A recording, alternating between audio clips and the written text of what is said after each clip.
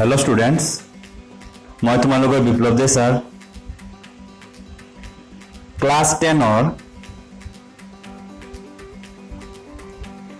5 number अध्याय chapter number 5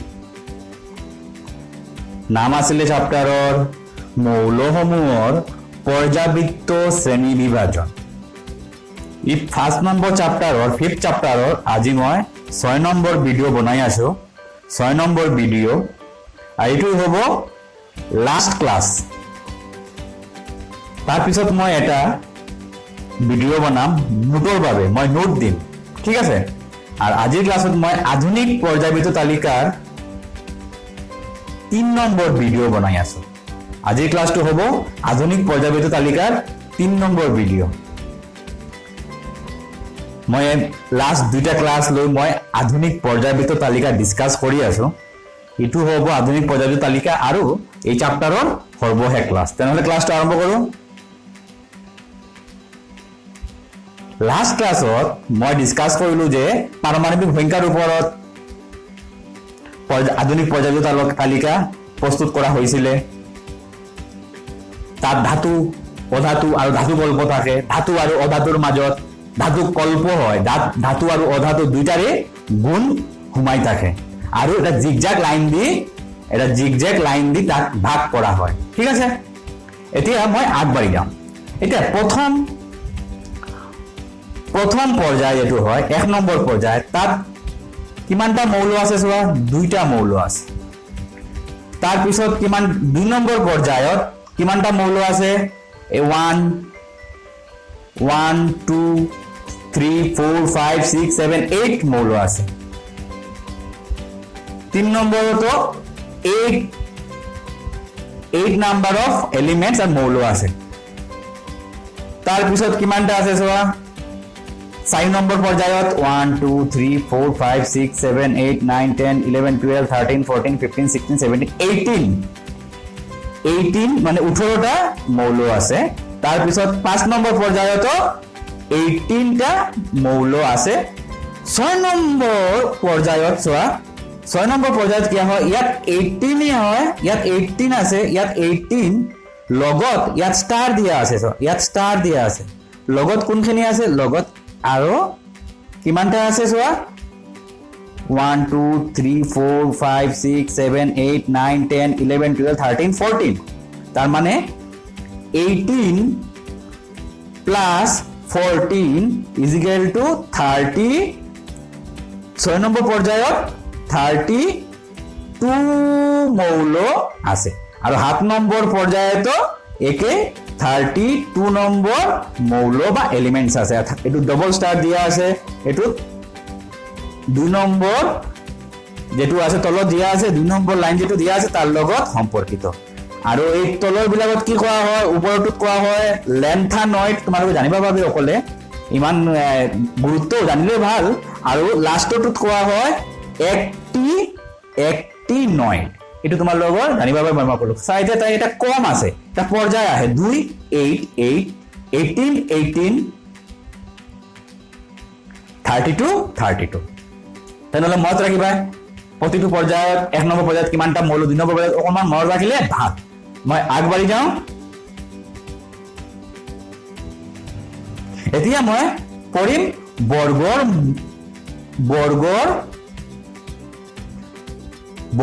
মৌলসমূহৰ বৈশিষ্ট্য। বৰ্গৰ মৌলসমূহৰ বৈশিষ্ট্য প্ৰতিটো পৰ্যাবৃত্ত তালিকাৰ আধুনিক পৰ্যাবৃত্ত তালিকাৰ বৰ্গৰ কি বৈশিষ্ট্য হয়। বৰ্গৰ বৈশিষ্ট্যটো খুব ইম্পৰ্টেন্ট। দুটা বৰ্গ আৰু পৰ্যায়ৰ বৈশিষ্ট্য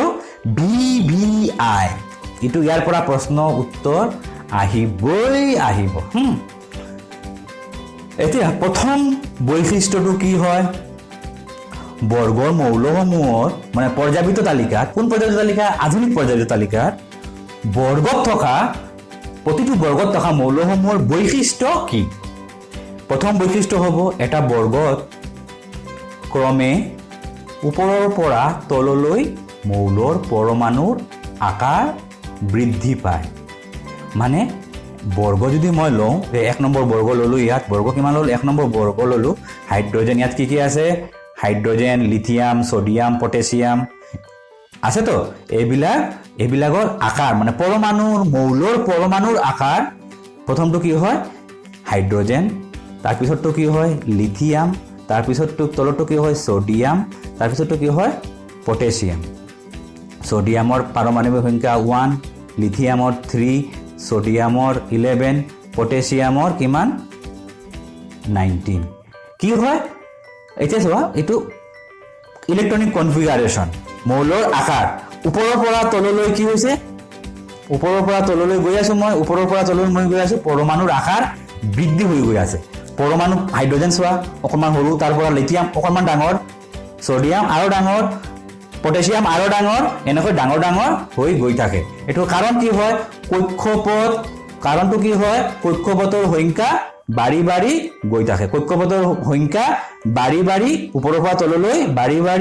গৈ থাকে এই কাৰণত পৰমাণুৰ আকাৰ ডাঙৰ হৈ যায় কক্ষপথৰ সংখ্যা বাঢ়ি গৈছে চোৱা ইয়াত এটা আছিল ইয়াত দুইটা তিনিটা ইয়াত চাৰিটা এনে বাঢ়ি গৈ থাকে এই কাৰণত কক্ষপথৰ আকাৰ বাঢ়ি যায় কক্ষপথৰ সংখ্যা বাঢ়ি যায় এই কাৰণত আকাৰটো বা ব্যাসাৰ্ধটো মৌলৰ পৰমাণুৰ ব্যাসাৰ্ধটো বাঢ়ি গৈ থাকে এই কাৰণত এটো ডাঙৰ হৈ যায় ওপৰৰ পৰা তললৈ এটো বহুত ইম্পৰ্টেন্ট মনত থাকিবা বৰ্গৰ ক্ষেত্ৰত ওপৰৰ পৰা তললৈ মৌলৰ পৰমাণুৰ আকাৰ বৃদ্ধি পায় বাঢ়ি গৈ থাকে ঠিক আছে এতিয়া 2 নম্বৰ বৰ্গৰ ক্ষেত্ৰত মৌলৰ 2 নম্বৰ কি হয় 2 নম্বৰ বৈশিষ্ট্যটো কি বৈশিষ্ট্য হ'ল এটা বৰ্গত ক্ৰমে ওপৰৰ পৰা তললৈ মৌলৰ ধাতৱীয় গুণ ক্ৰমে বৃদ্ধি পায় ধাতৱীয় গুণ তলত বৃদ্ধি পায় এতিয়া 1 নম্বৰ বৰ্গ দিলো মই 1 নম্বৰ বৰ্গ দিলো 1 নম্বৰ বৰ্গ হয়তো ইয়াত লৈ লওঁ মান সহজ হ'ব 1 নম্বৰ বৰ্গ 2 নম্বৰ বৰ্গ কি হয় ওপৰৰ পৰা তললৈ গলে ধাতৱীয় গুণ বৃদ্ধি পায় ওপৰৰ পৰা তললৈ গলে ধাতৱীয় গুণ বৃদ্ধি পায় এটা ধাতৱীয় গুণ কি কাৰণত বৃদ্ধি পায় ধাতৱীয় গুণ কি কাৰণত বৃদ্ধি পায় ধাতৱীয় গুণ বৃদ্ধি পোৱাৰ কাৰণটো হ'ল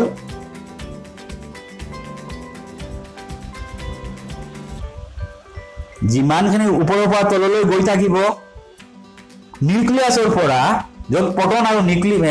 আৰু নিউট্ৰন থাকে তাৰ পৰা বাহিৰৰ কক্ষৰ বা কক্ষপথৰ দূৰত্ব বাঢ়ি গৈ থাকে আৰু এই কাৰণত ইলেক্ট্ৰন বিলাক বাহিৰৰ কক্ষপথত ইলেক্ট্ৰন বিলাক পটককে পৰমাণুৱে হেৰুৱাই পেলায় মানে এৰি দিয়ে ৰুখাই থাকিব নোৱাৰে ৰৈ থাকিব নোৱাৰে তাৰ লগত বান্ধি থব নোৱাৰে ৰুখাই দিব নোৱাৰে একটা কৈ থব নোৱাৰে এইবিলাক ওলাই যায় কাৰণ কক্ষপথ বাঢ়ি গৈ থাকে আৰু ধৰি ৰাখিব নোৱাৰে আৰু যিমান কক্ষপথ বাঢ়িব আৰু তাৰ পৰা ইলেক্ট্ৰনৰ লগত প্ৰটন বা নিউক্লিয়াছৰ আকৰ্ষণটো কমি যায় আৰু এটো গুচি যায় এই কাৰণত ধাতৱীয় গুণ বাঢ়ি যায় কাৰণ যিমান ইলেক্ট্ৰন বেছি এৰি দিব পাৰিব ইমানেই তাৰ ধাতৱীয় গুণটো বৃদ্ধি পাব ঠিক আছে ওপৰৰ পৰা মনত ৰাখিবা প্ৰতিটো বৰ্গৰ ক্ষেত্ৰত ওপৰৰ পৰা তললৈ ধাতৱীয় গুণ বৃদ্ধি পাই থাকে এতিয়া বৰ্গৰ ক্ষেত্ৰত আৰু কি হয় যেটো তোমাৰ লাষ্টৰ ক্লাছত বুজাইছিলো যে বৰ্গত থকা মৌলৰ পৰমাণুৰ যোজন ইলেক্ট্ৰনৰ সংখ্যা সমান হয় না নহয় বাহিৰত কক্ষত আটাইতকৈ বাহিৰৰ কক্ষৰ ইলেক্ট্ৰনৰ সংখ্যা সমান এই কাৰণত যোজন ইলেক্ট্ৰনৰ সংখ্যা সমান আৰু যোজন ইলেক্ট্ৰনৰ সংখ্যা সমান মানে যোজ্যতা একেই এটো তোমাৰ লাষ্ট ক্লাছত যেটো ভালকে বুজাই দিছিল যে বৰ্গৰ ক্ষেত্ৰত প্ৰতিটো মৌলৰ বহিৰ্কক্ষত থকা ইলেক্ট্ৰনৰ সংখ্যা একেই সমান এতিয়া মই লাষ্টৰটো কি হয় এটা বৰ্গত ক্ৰমে ওপৰৰ পৰা তললৈ অক্সাইডৰ ক্ষাৰকীয় আৰু আম্লিক গুণৰ পৰিৱৰ্তন নহব পৰিৱৰ্তন নহয় এটো মনত ৰাখিবা তোমালোকে মনত ৰাখিলে হ'ব পৰিৱৰ্তন আম্লিক আৰু ক্ষাৰকীয় গুণৰ পৰিৱৰ্তন নহব এটো আছিল বৰ্গৰ ক্ষেত্ৰত এতিয়া মই যাওঁ পৰ্যায়ৰ মৌলসমূহৰ বৈশিষ্ট্য পৰ্যায়ৰ ক্ষেত্ৰত আধুনিক পৰ্যায়বৃত্ত তালিকাত প্ৰতিটো পৰ্যায়ত থকা মৌলবিলাকৰ বৈশিষ্ট্য মই এতিয়া তোমালোকৰ ওচৰত ডিসকাস কৰিম প্ৰথমটো কি প্ৰথমটো হয় এটা পৰ্যায়ৰ বাওঁফালৰ পৰা সোঁফাললৈ মৌলৰ পাৰমাণৱিক আকাৰ কমি যায় এইটো মনত ৰাখিবা কমি যায় এইটো খুব ইম্পৰ্টেন্ট ওয়াৰ্ডটো কমি যায় এইটো মনত ৰাখিবা কমি যায় বাওঁফালৰ পৰা সোঁফালে গলে বাওঁফালৰ পৰা সোঁফালে গৈ থাকিলে পৰমাণুৰ আকাৰ সৰু হৈ গৈ থাকে এইটো চোৱা কক্ষপথৰ সংখ্যা সলনি হোৱা নাই কক্ষপথ দুইটা প্ৰতিটো ক্ষেত্ৰত দুইটা আছে দুইটা কক্ষপথ দুইটা কিন্তু পৰমাণুৰ আকাৰটো সৰু হৈ গৈ আছে চোৱা এইটো লিথিয়ামৰ মই কিমানটা 2 নম্বৰ পৰ্যায় ললো 2 নম্বৰ পৰ্যায় ললো lithium beryllium boron carbon nitrogen oxygen fluorine neon এটা চোৱা পৰমাণুৰ আকাৰ ইলেক্ট্ৰনিক বিলাক কমি গৈ আছে কিন্তু কমি গৈছে কি কাৰণত কক্ষপথটো সমান দুইটা কৰি গৈ আছে তাৰ পিছতো কমি গৈ কি কাৰণত মই এইটো এতিয়া কম বাওঁফালৰ পৰা সোঁফাললৈ গৈ ইলেক্ট্ৰনৰ সংখ্যা বাঢ়ি গৈ আছে চা ইলেক্ট্ৰনৰ সংখ্যা বাঢ়ি গৈ আছে ইলেক্ট্ৰনৰ সংখ্যা বৃদ্ধি পাই গৈ আছে ইলেক্ট্ৰনৰ সংখ্যা বাঢ়ি গৈ আছে এটা ইলেক্ট্ৰন 3টা 4টা 5টা 6টা 7টা 8টা 9টা 10টা এনে কৰি বাঢ়ি গৈ আছে বহিঃকক্ষত এটা কৰি ইলেক্ট্ৰন বাঢ়ি গৈ আছে এই বাঢ়ি যোৱাৰ কাৰণত কি হয় আকৰ্ষণ নিউক্লিয়াছৰ লগত তাৰ আকৰ্ষণ বাঢ়ি গৈ আছে বেছি হয় শক্তি বেছি খৰচ হয় শক্তি বেছি টানি থাকে নিউক্লিয়াছে বহিঃকক্ষত থকা ইলেক্ট্ৰন বিলাকক বেছিকে টানিব বেছি বল প্ৰয়োগ হ'ব এই বেছি বল প্ৰয়োগ হোৱাৰ কাৰণত ইলেক্ট্ৰনে আৰু নিউক্লিয়াছৰ প্ৰটনৰ মাজত আকৰ্ষণ বাঢ়ি গৈ আছে কাৰণ ইলেক্ট্ৰনৰ সংখ্যা বাঢ়ি গৈ আছে টানি সৰু কৰি দিয়ে যিমান ইলেক্ট্ৰন বাঢ়িব ইমান প্ৰটন আৰু ইলেক্ট্ৰনৰ মাজৰ আকৰ্ষণ বাঢ়ি গৈ থাকিব ইলেক্ট্ৰন আৰু প্ৰটনৰ মাজৰ নিউক্লিয়াছৰ প্ৰটন থাকে তো নিউক্লিয়াছৰ প্ৰটন বাঢ়ি গৈ আছে বাঢ়ি গৈ থাকিলে টানি সৰু কৰি দিয়ে আকৰ্ষণ বাঢ়িব আৰু কক্ষপথ বিলাক ইলেক্ট্ৰনৰ সংখ্যা বাঢ়িব আকৰ্ষণ বাঢ়িব এট্ৰাকচনৰ শক্তি বাঢ়িব এই কাৰণত কক্ষপথ বিলাক নিউক্লিয়াছৰ ওচৰত আহিব ওচৰত অহাৰ কাৰণত কি হয় কক্ষপথ বিলাক সৰু হৈ যায় আৰু কক্ষপথ সৰু হৈ যায় এই কাৰণত বাওঁফালৰ পৰা সোঁফালে গ'লে পাৰমাণৱিক আকাৰ বা পৰমাণুৰ আকাৰ কমি যায় কাৰণ ব্যাসাৰ্ধটো টানি কমাই দিয়ে ব্যাসাৰ্ধৰ আকাৰটো ব্যাসাৰ্ধটো থাকে ইয়াত এনকা গুচি যায় সৰু কৰি দিয়ে টানি সৰু কৰি দিয়ে ব্যাসাৰ্ধটো সৰু কৰি দিছে আগবাঢ়ি যাওঁ ইটোই লিখা আছে এটা পৰ্যায়ৰ বাওঁফালৰ পৰা 2 নম্বৰ পৰ্যায়ৰ ক্ষেত্ৰত 2 নম্বৰ বৈশিষ্ট্য বাওঁফালৰ পৰা সোঁফালে লৈ মৌলৰ যোজন ইলেক্ট্ৰনৰ সংখ্যা 1 ৰ পৰা 8 হয় গৈ চোৱা 1 ৰ পৰা 1 আছিল ওপৰ চোৱা 1 আছিলে 2 হ'ল 3 আছিলে 4 5 6 কৰি বহিঃকক্ষত লাষ্টত গৈ কিমান হ'ল 8 হৈ গ'ল আৰম্ভ হ'ল 1 ৰ পৰা গৈ বহিঃ কক্ষ 2 নম্বৰ কক্ষত ইয়াৰ ক্ষেত্ৰত 2 নম্বৰ পৰ্যায়ৰ ক্ষেত্ৰত 8 হৈ গৈছে কিন্তু মনত ৰাখিবা এইটো খালি অকলে প্ৰথম পৰ্যায়ৰ ক্ষেত্ৰত